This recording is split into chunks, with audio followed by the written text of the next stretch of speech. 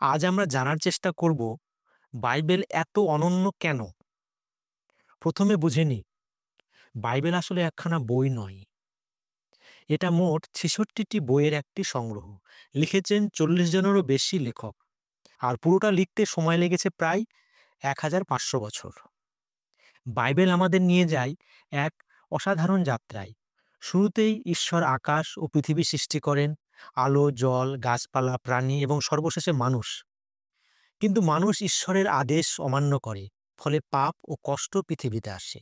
তবুও ঈশ্বর আমাদের প্রতি ভালোবাসা দেখিয়ে মুক্তির পথ তৈরি করেন।